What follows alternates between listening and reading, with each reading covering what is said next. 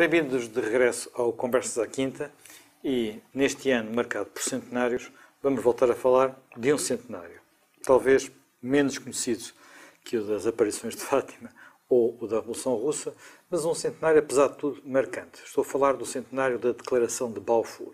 O que é a Declaração de Balfour? A Declaração de Balfour é uma carta assinada pelo Ministro dos Negócios Estrangeiros inglês em 2 de novembro de 1918, no qual 17. se reconhece... 17, perdão, tem razão, por isso é que é centenário. No qual se reconhece o direito ao povo judeu ter aquilo que se chamou um lar nacional na Palestina. Portanto, ficou algo aquém do que pretendiam os sionistas, portanto, queriam o direito a constituir um Estado, ficou bastante para lá daquilo que poderiam ser os compromissos tomados por um Estado, neste caso a Inglaterra. Estamos numa situação complexa. A Primeira Guerra Mundial ainda não acabou. Na altura em que este documento é assinado, o exército britânico está a procurar conquistar a Palestina e está também a fazer alianças com os árabes. E também a fazer promessas aos árabes. Pouco tempo antes, um outro diplomata inglês, Mark Mahon, tinha prometido ao xerife de Medina uma pátria árabe a partir do desmantelamento do Império Otomano. Como se isto não fosse suficientemente complexo, ainda temos o acordo que franceses e ingleses fizeram de forma mais ou menos discreta, o acordo de Sykes-Picot, portanto, o nome dos dois diplomatas que o negociaram e que viria a dividir as áreas de influência no Médio Oriente a seguir ao fim da Primeira Guerra e que ainda hoje marcam a geografia daquela região e cortando os países de forma particularmente arbitrária, nomeadamente a Síria e o Iraque, mas não só. Jaime Gama, esta declaração de Balfour, na altura, foi recebida com um enorme entusiasmo pela comunidade judaica. Houve, inclusive, uma manifestação com dezenas de milhares, talvez centenas de milhares de pessoas em Odessa, na Rússia, porque era uma época onde os judeus russos estavam sujeitos a enormes perseguições. Portanto, é vista como sendo um ponto de partida para dar legitimidade à reivindicação daquilo que viria a ser no futuro o Estado de Israel, mas ao mesmo tempo, a partir do momento da sua assinatura, há toda uma evolução complexa, já que, na prática, o Reino Unido talvez não tivesse autoridade suficiente para ser ele a decretar que os judeus iam ter um lar nacional, que foi entendido, acabou por ser entendido como um Estado. Há duas linhas que convergem na mesma coisa. Uma linha, se quiser, a linha judaica, e a outra linha é a linha da diplomacia britânica. A linha judaica, a questão do regresso dos judeus à Terra Prometida é uma questão controversa dentro do próprio judaísmo. E só a partir de metade do século XIX, sobretudo graças a Theodor Herzl, é que o sionismo, que é a ideia de regresso a uma terra natal na Palestina, se vem a consolidar. E por interessante que pareça, o sionismo nasce na Alemanha. Os primeiros congressos sionistas, os congressos que firmam o movimento sionista, nascem na Alemanha. Depois passam para a Suíça. E a adesão ao sionismo é muito forte na Europa Central e de Leste e, sobretudo, na Rússia. E depois também, num certo momento, passa a ter apoio dos judeus residentes nos Estados Unidos. Em Inglaterra, o sionismo é algo que divide as próprias grandes famílias judaicas.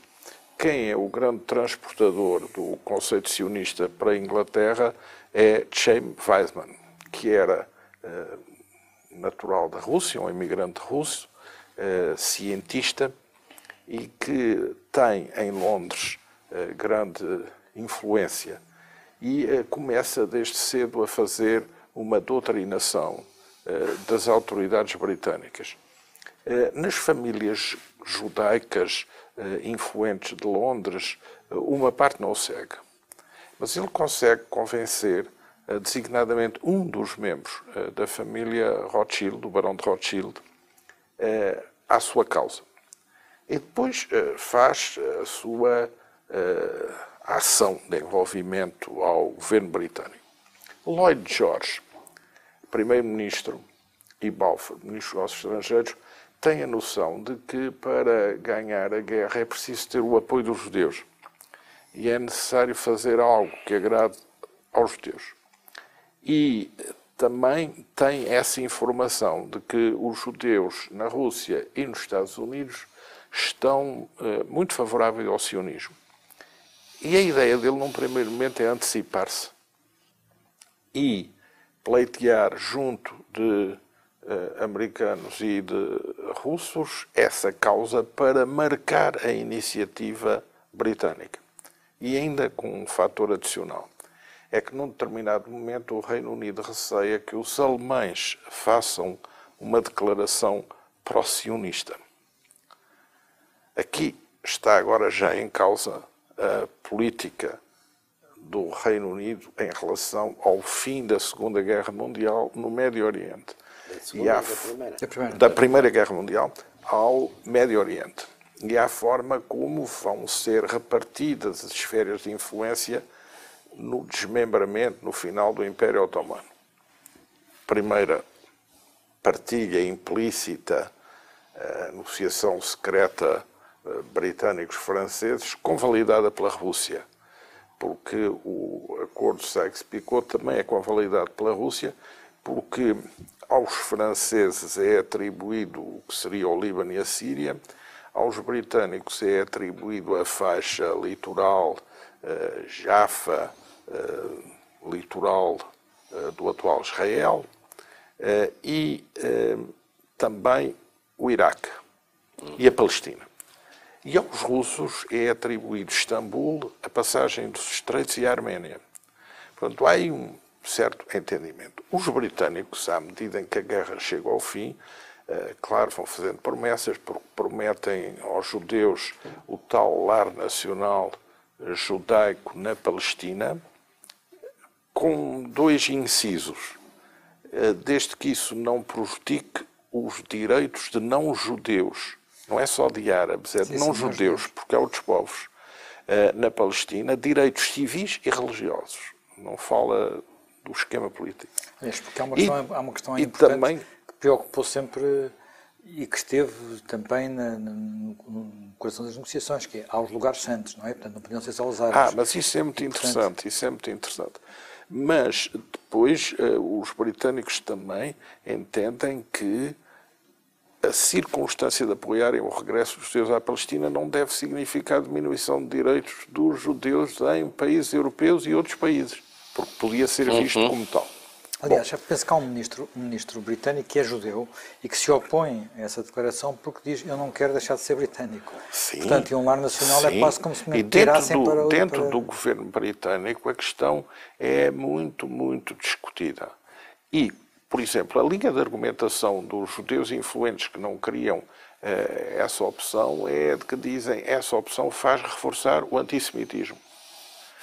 E até depois, mais à frente, é muito interessante verificar como há uma negociação com os próprios turcos, porque há um momento da guerra em que os ingleses admitem que os turcos continuem a ter influência no Médio Oriente e que eles acomodem o lar nacional judaico. E chega a haver conversações sobre isso. E em relação a Jerusalém, há a noção de que nestas negociações do lar nacional judaico não está incluído Jerusalém. E o próprio movimento sionista chega a aceitar a ideia de que Jerusalém fique excluída desse acordo e que os lugares santos devam ser internacionalizados. Este é, digamos, o passo inicial e o movimento inicial. Mas as razões da diplomacia britânica poderemos dizer que não são razões humanitárias em relação à situação dos judeus no mundo. São razões muito pragmáticas, com objetivos geopolíticos no Médio Oriente. E tem, sobretudo, em relação aos judeus russos, porque temos que ver a Alemanha, os Estados Unidos acabam de entrar na guerra e há a Revolução Soviética. E a ideia de acelerar a declaração com a declaração de Balfour, uma mensagem positiva aos judeus da Rússia, é de fazer desconectar os judeus da Rússia da Revolução Soviética. Porque, como todos sabemos, a Revolução Soviética tinha apoio da elite judaica que via na Revolução Soviética uma forma de pôr termo ao anti-judaísmo, ao antissemitismo czarista e tradicional da Rússia. Portanto, há aqui também uma manobra de sedução. É uma declaração muito interessante. João Nogueira Pinto, esta declaração depois deu muito debate mesmo sobre a primazia, porque também havia uma carta de MacMahon ao tal xerife de Meca, anterior, de 1915, que de alguma forma até foi usada para mobilizar os árabes, para ajudar os ingleses, aquilo que nós conhecemos até pelo Lawrence da Arábia era o enviado, e isso está bem retratado, nomeadamente no filme que David Lean. Com o David Lean.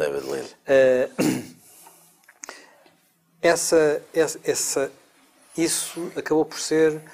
Eles acabam, de facto, por ficar com a Transjordânia, com metade, quer dizer, com 3/5 da Palestina, mais ou menos, digo que era a Palestina, mas fica um problema que durante o tempo de mandato nunca vai ser resolvido, que é o da coexistência no território que hoje é o território de Israel, mais a margem ocidental, mais a faixa de Gaza, que nunca ficou resolvido. E que vai dar origem a voltas árabes e a voltas... É uma história sem fim, porque houve de facto a nascença, e até por imposto, aliás, como um pouco ali o Jaime Gama estava a descrever, também imposto por razões circunstanciais táticas, não é? Imposto por interesses imediatos em relação à guerra, imposto por uma série de coisas. Há ali, de facto, uma ambiguidade enorme, não é? Há promessas. No fundo, é aquela coisa, prometer a mesma coisa a várias pessoas, não é? Ou várias entidades. Sim, dizem que também é muito da tradição. A Carta de Mao não incluía a Palestina. Também é sempre, é uma certa tradição das potências imperiais, muitas vezes, essas coisas, não é?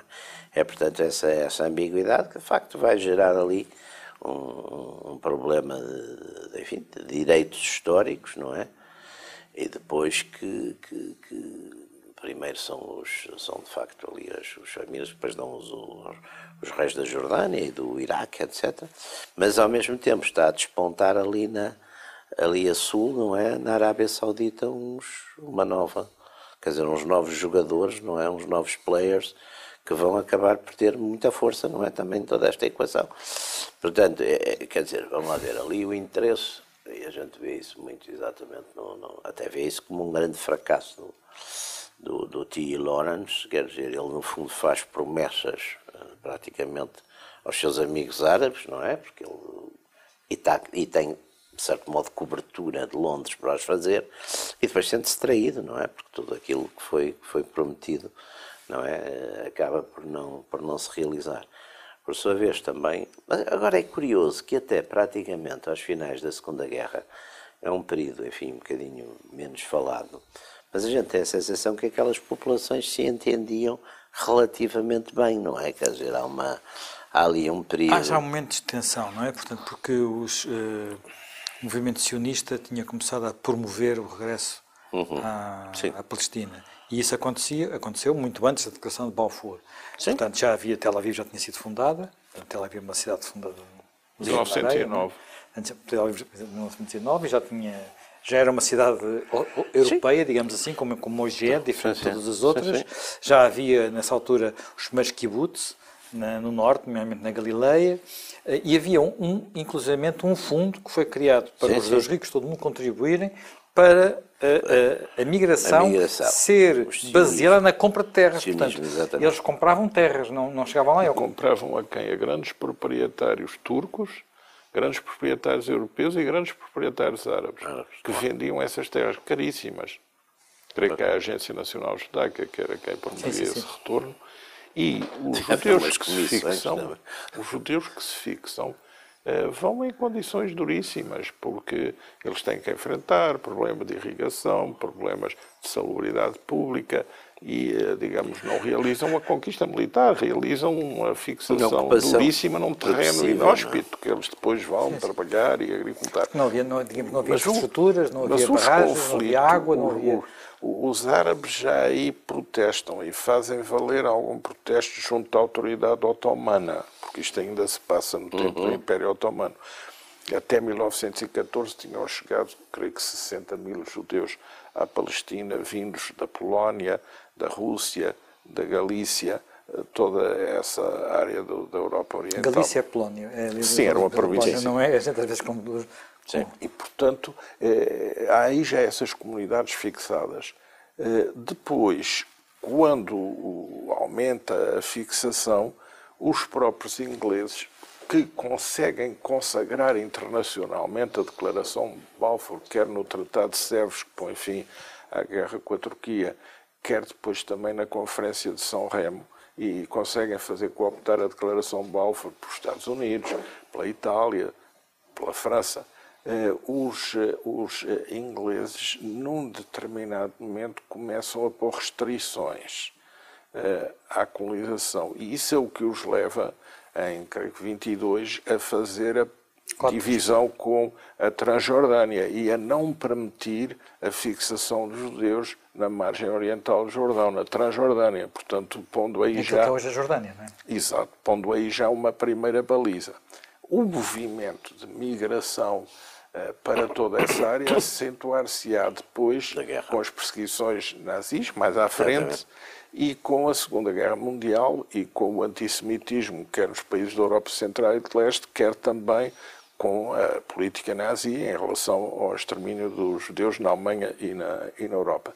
E aí os ingleses fixam, por exemplo, em 1939, o limite máximo da cota de fixação de novos judeus, o que os leva a ser criticadíssimos pelo movimento judaico e o que leva também uma parte do movimento judaico a criar o Irgun e vários movimentos terroristas que desencadeiam ataques aos ingleses brutais. Na altura havia o problema de para onde é que iam os judeus que fugiam da Alemanha e fugiam dos países ocupados. E depois há coisas... ninguém os recebia, não é? Portanto, E a Inglaterra não queria que fossem todos em massa. Queria ali... Aliás, isso vai voltar a repetir-se a seguir, mesmo depois da guerra, porque depois da guerra o movimento acentua-se e há inclusive episódios épicos com... Não, a história do Êxodo. Do Leon Uris, a história do Êxodo. Que é uma... E aquele navio, como é que se chamava? É o Êxodo? É o Êxodo. Não, mas há coisas interessantíssimas. Porto em Porto. Há coisas interessantíssimas. Num dado momento, há o Jabotinsky, aquela história de Jabotinsky, que é um judeu, um líder judeu radical, que pretende negociar exatamente com os nazis contra os ingleses. Ainda depois é liquidado mais tarde. O Jabotinsky vem da Rússia e começa, por assim dizer, a ganhar Jabotinsky é o primeiro... digamos, as suas esporas, digamos assim, as suas medalhas, precisamente por fazer parte da chamada Legião Judaica, que vai acompanhar, já não chega a tempo da tomada de Jerusalém, mas ainda participa na tomada da Galileia e no avanço do exército inglês por ali acima. Portanto, e é aí que ele...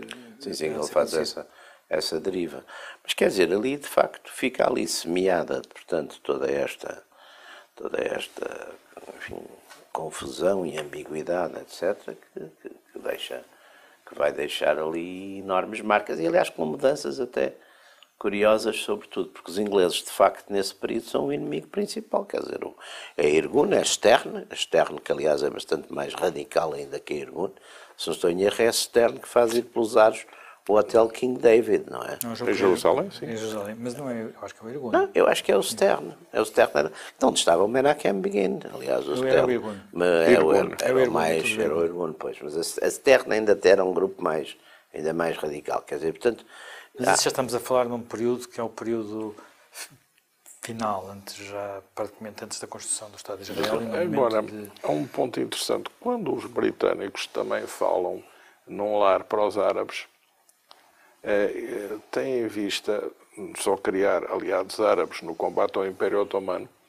Numa primeira fase, isso envolve árabes que podemos considerar da zona de influência saudita, mas depois, isso que é designado por árabes, envolve sobretudo aqueles árabes que tinham sido destituídos pela absorção e invasão saudita aos lugares santos de Meca e Medina e que estão, digamos, sem reinos, sem titularidade. E então essa dinastia hashemita, que é descendente do profeta, é depois colocada pelos ingleses na Jordânia E no Iraque. e no Iraque.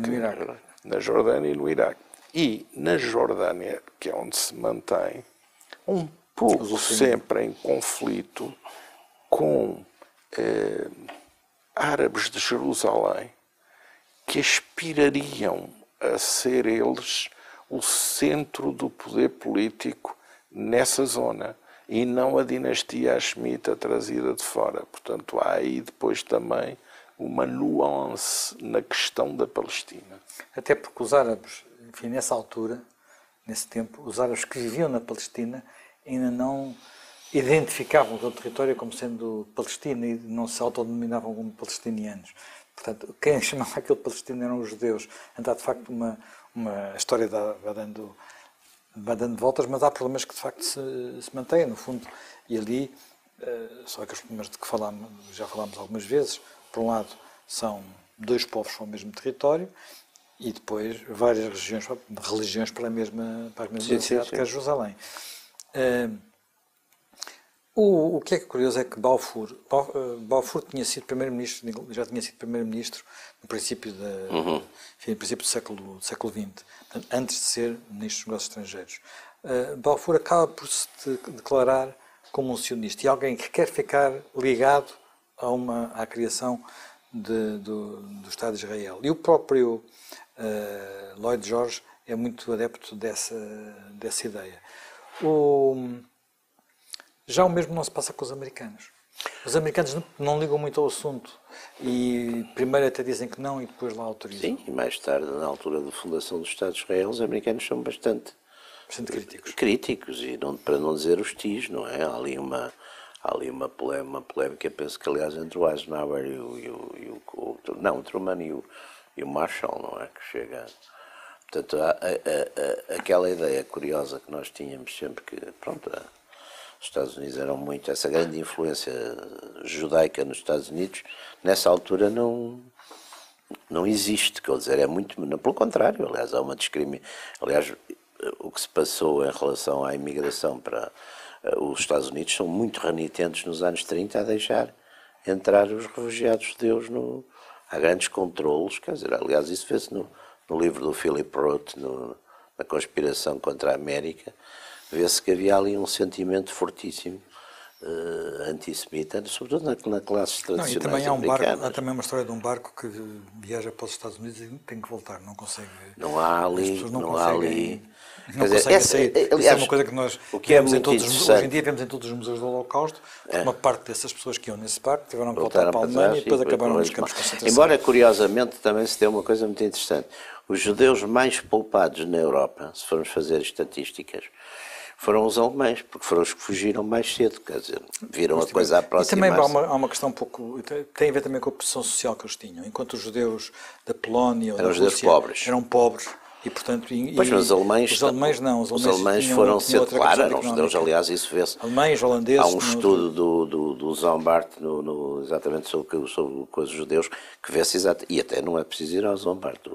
O nosso Essa de Queiroz tem um capítulo nas cartas de Inglaterra, exatamente sobre o antissemitismo na Alemanha, que ele fala em Berlim, que há uma porcentagem, enfim, aquela presença sobretudo nas profissões liberais, o domínio, os grandes advogados, os grandes médicos e tal, com aquela ideia um bocado corporativa. Também. Banqueiros, sim, mas banqueiros havia muitos banqueiros também que não eram judeus. Agora, por exemplo, nos Estados Unidos nem sequer havia... Não, professores universitários, muitos também. É isso, são as carreiras. São as carreiras e, portanto, no fundo, acaba por ser muito aquela alta média burguesia. Os mídias, não é nessa altura, a imprensa, os jornalistas, portanto, era aí, digamos, uma presença estratégica, Eu penso que os judeus alemães, na altura do subida de Hitler ao poder, eram 350 mil. Eram 2% da população. Sim, era uma coisa pequena, exatamente, devia ser uma isso. coisa muito A população devia ser relativamente pequena, ao contrário do que se passa na Polónia, na Polónia, na própria Ucrânia, Rússia, tudo onde isso. A proporção é muito maior. Verdadeiramente o Holocausto só começa, digamos, o Holocausto enquanto Hungria, extermínio sistemático só começa quando eles começam a ocupar exatamente. E depois aqueles que vêm por arrastamentos franceses, quer dizer, aqueles sítios onde foram apanhados, digamos, de surpresa. Os alemães foram os que foram menos surpreendidos, foram saindo, não é? Os alemães desde 33 que estão a sair. Portanto, enfim, e depois também há essa mudança que é muito curiosa, que é a mudança dos blocos e dos países em relação à situação de Israel, não é? Porque na fundação de Israel a gente vê os soviéticos e, digamos, a esquerda, etc., toda, os árabes, porque os árabes é que são os direitistas na época. Claro, os árabes são, digamos, Israel era um Estado progressista, governado por socialistas. Os árabes eram monárquicos, religiosos. Com coisas que eram praticamente comunas, como eram os kibbutz, e os filhos dos kibbutzim, os filhos dos kibbutz. Quem fornece o armamento em Israel ao princípio são os franceses, com os Mirage, e os checos, com as espingardas e as armas ligeiras, e é só depois da Guerra dos 6 Dias começa ali a haver que há uma reviravolta e passam a ser os americanos. E passam a ser exatamente, porque ali aquilo até... isso é que é também um aspecto muito interessante disto, é de facto a volatilidade e a ambiguidade dessas alianças, os fatores que as vão ditando, a influência, e depois também uma certa mitificação, não é? Porque de facto, aquilo que estávamos a falar aqui no princípio, a ideia, por exemplo, e isso por exemplo teve muita importância na própria gestão do nacionalsocialismo, era a ideia de que o comunismo era uma invenção, uma criação de judeus. O Marx era judeu, o Lenin tinha lá também tinha lá o seu parentesco, o Trotsky, depois aqueles Kamenevs, praticamente 3/4 do primeiro comitê. Um partido judaico organizado, o Bund. Primeiro, exatamente, e aquele primeiro comitê central, que depois o Stalin praticamente os liquida todos, não é? Praticamente ali, nem nos anos 30, o comitê central é praticamente totalmente dizimado, 80%. Mas havia aí uma percentagem enorme, e isso é uma coisa muito curiosa, porque a gente vê muito nas horas, e até se vê em alguns escritos. Por exemplo, o Nabokov, numas coisas de memórias dele, toca muito isso. Quer dizer, aqueles primeiros imigrados e exilados russos brancos, enfim, e não só da aristocracia, também vinham com a ideia que o comunismo era, de facto, um produto, quer dizer, um subproduto dos judeus. Portanto, isso teve um efeito. Há uma coisa que é curiosa, porque passou este tempo todo, portanto, passaram 100 anos, e há elementos que permanecem. Por exemplo, os judeus que viviam na Palestina, já viviam, não é? Muitos deles eram ortodoxos e também não queriam, não queriam um Estado judaico. Esses judeus ainda hoje, muitos estão sobretudo concentrados na zona de Jerusalém, muitos continuam a recusar-se a combater no exército, e o Estado de Israel acaba por ser feito por outro tipo de judeus, mais europeus, digamos assim, que têm como cidade emblema Tel Aviv, e o contraste ainda hoje entre o que é Tel Aviv e o que é... Enfim, hoje em dia Jerusalém tem toda aquela zona em redor, que é uma cidade moderna, não é? Mas os bairros mais antigos de Jerusalém, mesmo fora da cidade velha, e Tel Aviv, é como se nós vivêssemos em dois países diferentes, em muitos aspectos. E isso já estava presente nessa altura entre os que vêm colonizar e os que lá estão.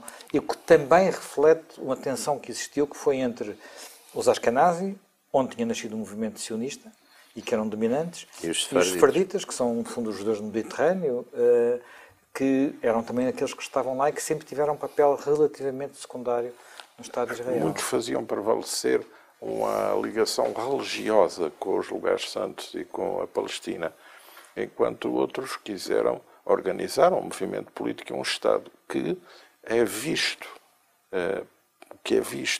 pelos muito religiosos como uma modalidade de concretização de messianismo. E por isso o Estado criticam. Só devia existir vindo Messias, só com Messias, não é? E por isso acham que os titulares deste Estado de Israel são usurpadores do que devia ser uma lógica mais conduzida numa ótica religiosa.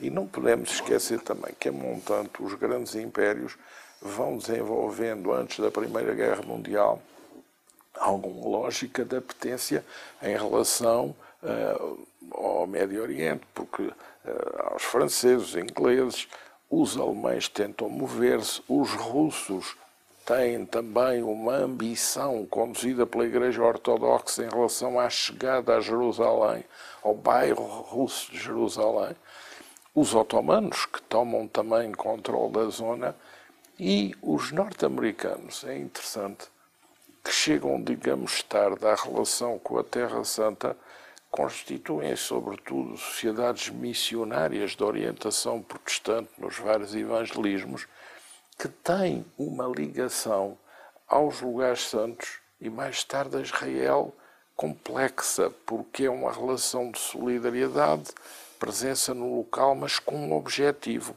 é converter os judeus de Israel ao cristianismo. E isso é que faz, muitas vezes, a relação dos judeus com os Estados Unidos não ser completamente articulada, mesmo com o campo republicano, porque há essa noção de que os Estados Unidos, geoestrategicamente, encobrem a ambição de dissolver o judaísmo por conversão no cristianismo. São recuperacionistas de Israel em relação ao mundo cristão global. É uma polémica muito interessante. Já os árabes mantêm hoje tem uma situação que começa a ser dividida sobre a própria questão de Israel, não é? Portanto, há países que já de alguma forma reconheceram a sua existência, e outros para os quais isso ainda não existe, e ambos podem ser aliados da Europa e dos Estados Unidos, como o caso da Jordânia, que reconheceu, ou o Egito, e o caso de Marrocos e o caso da Arábia Saudita e dos países do Golfo, que continuam absolutamente intransigentes nesse ponto. Essa questão, às vezes, enfim, essa questão existe porque estão mais longe da realidade, quase todas as países estão mais longe da realidade. A Arábia Saudita nunca perdeu uma guerra com Israel, ao contrário da Jordânia e do Egito. Há ainda a mitologia de que vai acontecer um dia o que aconteceu ao reino cristão de Jerusalém. Que durou, portanto, um dia virá um Saladino. Que durou, aliás. Que durou 100 anos. Que durou imenso tempo. Durou assim, naquelas condições. E depois se transferiu para Chipre. Aliás, há um romance muito interessante do Mujica Lainez, que é um escritor argentino, que toca exatamente, conta essa história desse reino. E há aquele filme também magnífico do Oliver Stone, os Coisas do Céu. O Império do Céu. Mas pois, eu acho que ali também é evidente que todos estes países, sobretudo os sauditas, tiveram sempre uma inflexibilidade muito grande, aliás, com a qual, como a gente agora viu também pela revelação de alguns enfim, que também não inibia assim tanto, determinada, por exemplo, contra um inimigo principal, que é o Irão, de fazerem exatamente certas... Quer dizer, terem contactos secretos, quer dizer, a gente viu isso agora, ainda há pouco tempo se viu exatamente esses contactos que existiam, afinal, e em que, de facto, o inimigo principal iraniano, xiita, de certo modo, quase que fazia esquecer. E, aliás, Israel nisso, por exemplo, Marrocos também teve durante muitos anos, mesmo antes de ter esta posição agora tão aberta, Marrocos, por exemplo, manteve sempre ligações fortes com Israel e nunca tocou nos judeus marroquinos, pelo contrário. Há judeus marroquinos que frequentemente o governo marroquino tem ministros judeus. Ministros judeus, quer dizer, portanto... Ali, mas passaram de 300 mil para 10 mil. Claro, a maior parte deles tiveram que saíram do país. Agora, não há dúvida... Quando foi mas há um ponto que eu aqui há uns anos, falando com o Norman Podhoretz, que era diretor na altura da Commentary, que é aquela revista ortodoxa judaica muito politicamente muito de direita, mas digamos do ponto de vista judaico muito ortodoxo e muito defensor exatamente dos interesses. E eu, conversando com ele tinha uma visão um bocadinho catastrófica ou quase apocalíptica do futuro do povo judeu por causa dos judeus americanos que se estavam a dissolver na sociedade americana. E fazia as suas contas na época, isto foi para aí há 10 ou 15 anos, fazia as suas contas na época e eram os tais 13 ou 14 milhões de judeus que existem no mundo. A grande comunidade era americana, não é? Mas ele dizia-me que a comunidade americana estava a perder todos os anos gente porque havia muitos casamentos já fora da comunidade e os que casavam fora da comunidade já não educavam os filhos na tradição. E, no fundo, essencialmente o judaísmo também tem muito a ver com as formas, não é? Com as formas de culto e muitas vezes a gente até... Mas isso é uma coisa, aliás, é uma coisa muito curiosa e sobre isso, que é o facto de o judaísmo... Às vezes é difícil definir, inclusive, o que é o judaísmo. O que é o judaísmo, claro, porque mas é por aí. há um judaísmo que não é religioso, que é laico, não é? Portanto, Mas há uns que são laicos, mas têm as práticas por causa de manterem a identidade. Ou seja, é uma espécie de religião puramente formal. É uns vão não sei o quê. Isso vê-se muito, aliás, isso vê-se muito no cinema americano. Nós, de alguma forma, somos laicos, não é? No sentido, muitos de nós somos laicos, mas não deixam, ou até ateus, muitos ateus não deixam de celebrar o Natal. Quer dizer, nos países... Sim, mas ali é mais forte nisso. Eu penso que é mais forte. Mas por exemplo, é a seguida de práticas, são práticas, enfim, rituais, religiosas, mas depois não há propriamente ali um conteúdo. Mas essa identidade, era no fundo ao que ele se referia, essa identidade estava, de certo modo, a dissolver-se, porque, exatamente, muitos jovens já não casavam, deixavam de casar segundo as indicações da família dos pais, e depois já casavam com os goim, casavam fora da comunidade, não é? Casavam com pagãos e muitos deles, alguns manteriam, outros não, outros já eram. E, portanto, mesmo assim, eu acho que há basicamente 3 grandes correntes do judaísmo. Uma é ortodoxa, outra é conservadora e outra é liberal. E há fronteiras, embora, digamos, todos reconheçam reciprocamente. E, na verdade, é difícil pertencer ao judaísmo sem ter uma profunda educação desde criança em toda aquela tradição, porque o judaísmo tem por base não só o Antigo Testamento, mas um conjunto de outros livros, claro, de doutrina, de conselhos sobre vida prática, de meditação e reflexão, que para se ter uma cultura judaica completa é preciso realizar uma leitura imensa. Aí as pessoas, na vida prática, mantêm-se muito pela tradição familiar. Por isso, aliás, é que no judaísmo a tradição da mãe e da sequência pela mãe é predominante. Mas para lhe dar um exemplo, uma vez em Jerusalém, com um amigo meu judeu liberal, estávamos a comentar uma manifestação dos judeus ortodoxos que atirava pedras para os automóveis no sábado, porque não se deve conduzir automóvel ao sábado para observar um preceito sagrado de não trabalhar. E ele dizia-me, eu não tenho nada a ver com aqueles planos, mas eu, apesar de tudo, acho também que se não tivessem sido eles, porventura, nós, com tudo o que nos aconteceu na história, também tínhamos desaparecido. Isto é, eles também deixam um conteúdo identitário muito forte, no qual eu não me reconheço como judeu liberal, mas que admito que teve um papel na nossa unidade, com tudo o que nos aconteceu desde a expulsão de Jerusalém pelos romanos. Não? É o único povo que sobreviveu da antiguidade. E desse ponto de vista, digamos, a última vez que estive em Israel já foi há quase 10 anos. E na altura ouvi pessoas com dúvidas sobre a capacidade do Estado sobreviver por razões demográficas, por razões económicas, por razões de pressão, tudo o que vinha à volta. E o que nós vemos hoje é que, continuando a tensão e continuando todos aqueles problemas que há e os atentados aqui e acolá, a verdade é que eles conseguem ter hoje em dia uma economia de fazer inveja do ponto de vista da sua criatividade, da sua capacidade tecnológica, digital, high-tech, ter pessoas... Medicina de fronteira. Tudo.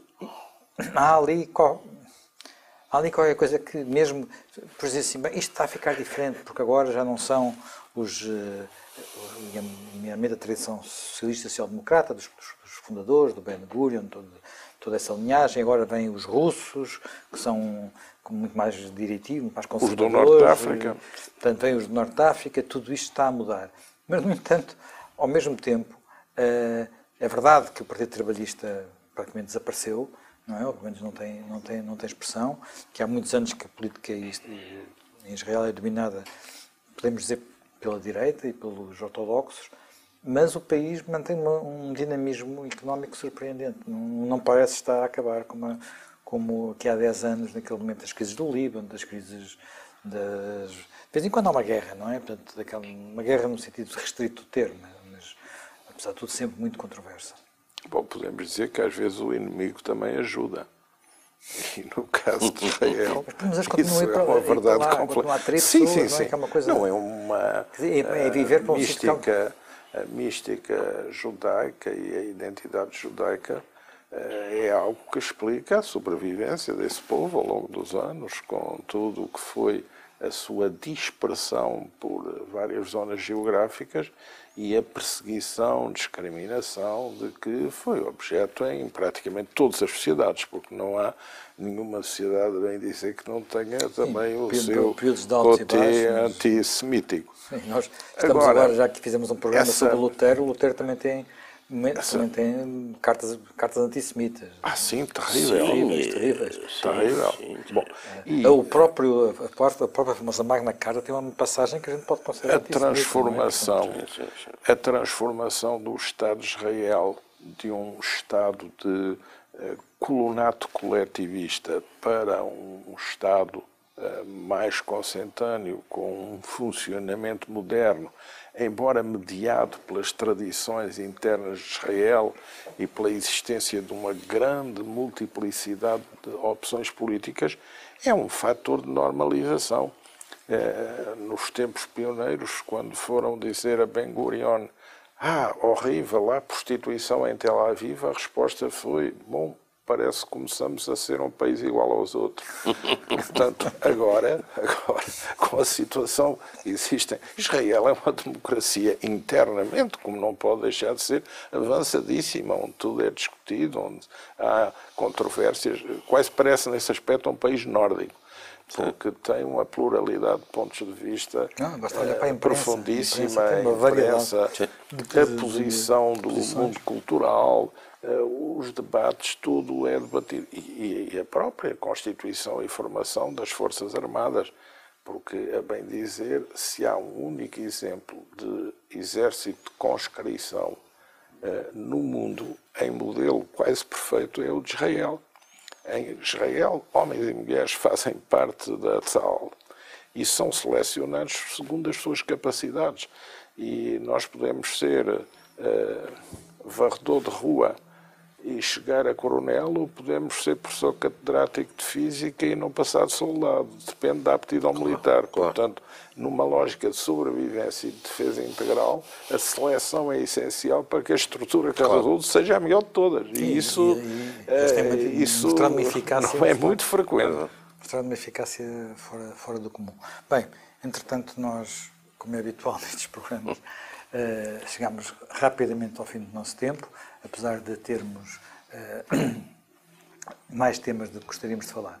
Reencontramos-nos dentro de uma semana.